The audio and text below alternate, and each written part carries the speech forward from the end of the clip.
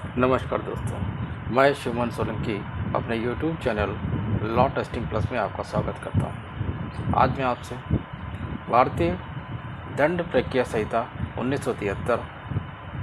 के ऊपर चर्चा करूंगा। आज की चर्चा का विषय है 389 CRPC। 389 CRPC में ये बताया गया है कि अगर ट्रायल कोर्ट के द्वारा यदि आपको सजा हो जाती है तो अपीलेट कोर्ट के द्वारा आपको सेंटेंस को सस्पेंड करने के लिए और अपीलेट कोर्ट के द्वारा जमानत किए जाने की व्यवस्था 389 CRPC में की गई है। यहाँ पर इसको 4 क्लासों में बांटा गया है। इसके पहले क्लास में अपीलेट कोर्ट के द्वारा बेल की व्यवस्था के विषय में जानकारी दी गई है और इसके दूसरे क्लास में हाई कोर्ट को इस पावर को एक्सरसाइज करने की बात कही गई है। तीसरे क्लास में ट्रायल कोर्ट के द्वारा बेल की व्यवस्था के बारे में बताया गया है और चौथे क्लास में ये बताया गया है कि अगर कोई व्यक्ति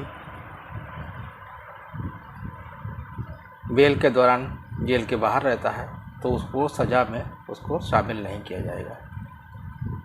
तो ये 4 क्लासेस में जो है 389 CRPC की बात की गई है। आइए इसके एक एक क्लास को पढ़ करके समझने का प्रयास करते हैं कि 389 CRPC में क्या बताया गया है। Suspension of sentence pending the appeal, release of appellate on bail. Pending any appeal by a convicted person, the appellate court may, for reason to be recorded by in writing, order that the execution of the sentence or order appealed against the suspense, and also if his confinement that he be released on bail or on his own bond। अपीलीय न्यायालय ऐसे कारणों से जो उसके द्वारा अभिलिखित किए जाएंगे आदेश दे सकता है कि दंडादेश के आदेश का निष्पादन जिसके विरुद्ध अपील की गई है दोषित व्यक्ति के द्वारा की अपील के लंबित रहने तक निलंबित किया जाए। और यदि व्यक्ति परिरोध में है तो वो आदेश दे सकता है उसको जमानत पर या फिर उसके अपने बंद पर उसको छोड़ा जाए। यानी कि अगर सज़ा के बाद यदि अपीलेट कोर्ट में जहाँ पर ऑर्डिनरी केस में उसकी अपील होती है वहाँ पर यदि आप अपील करेंगे तो उस परिस्थिति में जो अपीलेट कोर्ट होगा रीज़न ऑर्डर करेगा और इस रीज़न ऑर्डर में ये कारण लिखते हुए बताएगा कि आपको जो है अपील के दौरान जो आपका जो सेंटेंस है जो निचली अदालत ने किया है वो सस्पेंड रखा जाए और यदि आप जेल में हैं तो आपको जमानत पर छोड़ दिया जाए या फिर आपके व्यक्तिगत बंद पद पर आपको छोड़ दिया जाए। नीचे इसके 2 प्रोविजन दिए गए हैं। पहले प्रोविजन में बताया गया है provided the appellate court shall before releasing on bail or on his own bond a convicted person who is convicted of an offence punishable with death or imprisonment for life or imprisonment for term not less than 10 years shall give opportunity to the public prosecutor for showing cause in writing against such release। यहाँ यह बताया गया है provision में कि अपीलीय न्यायालय ऐसे दोषित व्यक्ति जो कि मृत्यु दंड से या फिर आजीवन कारावास से या 10 साल से ऊपर की यदि सज़ा को उसको मिली है तो ऐसे यदि किसी अपराध में उसको अपील के स्टेज पर यदि छोड़ा जाना है या उसके सेंटेंस को सस्पेंड किया जाना है तो उस परिस्थिति में पब्लिक प्रोसिक्यूटर यानी कि लोक अभियोजक को ऐसे छोड़ने के विरुद्ध लिखित में कारण दर्शाने का अवसर जरूर देगा। नीचे एक और प्रोविजन जोड़ा गया है जिसमें बताया गया है कि provided further that in case where a convicted person is release on bail it shall be open to the public prosecutor to file an application for the cancellation of the bail. जिसका second provision है इसमें बताया गया है कि ऐसे मामले में जहां पर कन्विक्टेड पर्सन यानी दोषित व्यक्ति को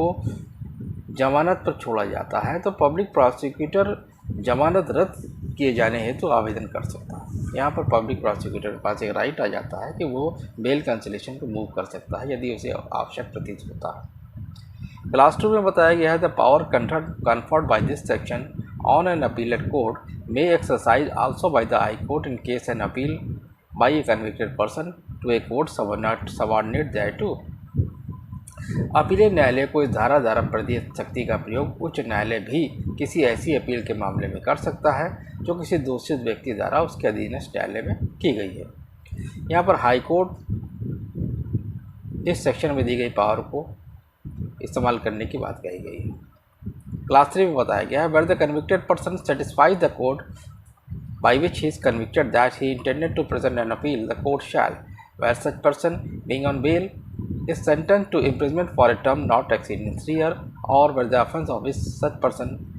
has been convicted is a bailable one and he is on bail,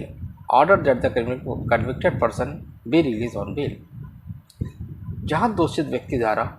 वो ऐसे न्यायालय द्वारा जिसके द्वारा वो दोषित किया गया है ये समाधान कर सकता है कि वो अपील प्रस्तुत करना चाहता है, यानी कि जिस ट्रायल कोर्ट के द्वारा आपको सज़ा दी गई है यदि उसी ट्रायल कोर्ट को आप ये समाधान कर देते हैं कि वह इस सज़ा के विरुद्ध अपील प्रस्तुत करना चाहता है और उस दशा में जबकि जमानत पर होते हुए भी 3 वर्ष की अधिक के कारावास से दंडित किया गया है, यानी कि आप ड्यूरिंग ट्रायल आप बेल पर है और आपको अधिकतम जो है 3 साल की सज़ा दी गई, या फिर उस दशा में जब वो अपराध जिसके लिए दोषित किया गया है वो जमानतीय है और वो जमानत पर है, तो ऐसी स्थिति में वो आदेश देगा दोषित व्यक्ति को उतनी अवधि के लिए जितनी अपील प्रस्तुत करने के लिए उपधारा 1 के अधीन अपीलीय न्यायालय के आदेश प्राप्त करने के लिए पर्याप्त समय मिल जाएगा, जमानत पर छोड़ दिया जाए,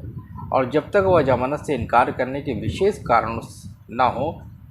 और तब तक वह ऐसे जमानत पर छूटा रहेगा और जब तक कारावास का दंडादेश निलंबित समझा जाएगा।